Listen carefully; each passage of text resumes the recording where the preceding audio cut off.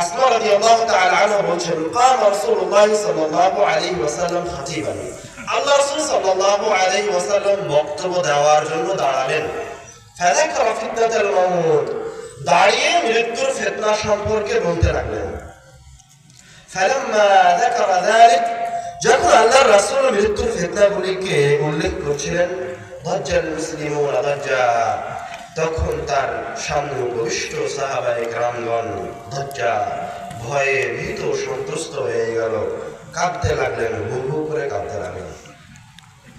ইবনে হাজার আসকালানী তার ফাতহুল বারীতে আরেকটি হাদিস উল্লেখ করেছেন যে সাহাবায়ে কেরামগণ এত জোরে কাঁদছিল মৃত্যুর ফিতনার কথা শুনে যে আল্লাহ রাসূলের শেষ কথাগুলি আর স্পষ্টভাবে শোনা যাচ্ছিল না উসমান রাদিয়াল্লাহু তাআলা আনহু যখন কবর জিয়ারতে যেতেন বাকা হাত্তা তামুল্লা লিহিয়াতা তিনি এত কান্না করতেন যে তার চোখের অশ্রুতে তার দাড়ি ভিজে যেত সুবহানাল্লাহ ফায়ুকালু লাহু তখন তাকে বলা হতো তুযকারুল জান্নাত ওয়ান নার ফালা তাবকি ওয়া তাবকি মিন হাদা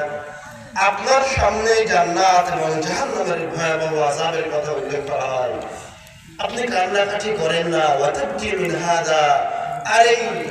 সামনের এই কবরটা দেখে এভাবে কাঁদছেন তখন উসমান রাদিয়াল্লাহু তাআলা আনহু উত্তরে বলছেন قال রাসূলুল্লাহ সাল্লাল্লাহু আলাইহি ওয়াসাল্লাম আল্লাহর রাসূল সাল্লাল্লাহু আলাইহি ওয়াসাল্লাম বলেছেন আল কবর আউয়ালু মানজিলিন মিন মানাজিলিল আখিরাহ কবর হচ্ছে পরকালের প্রথম স্টেপ প্রথম ধাপ ফামান নাজা মিনহু ফামা বা'দাহু আইসারা মিনহু যে ব্যক্তি এই জায়গায় বেঁচে গেল তার জন্য পরের ধাপগুলি সহজ হয়ে গেল আর যেই ব্যক্তি এই জায়গায় আটকা পড়ে গেল ফামা বা'দাহু আশাদ্দা মিনহু তার জন্য পরবর্তী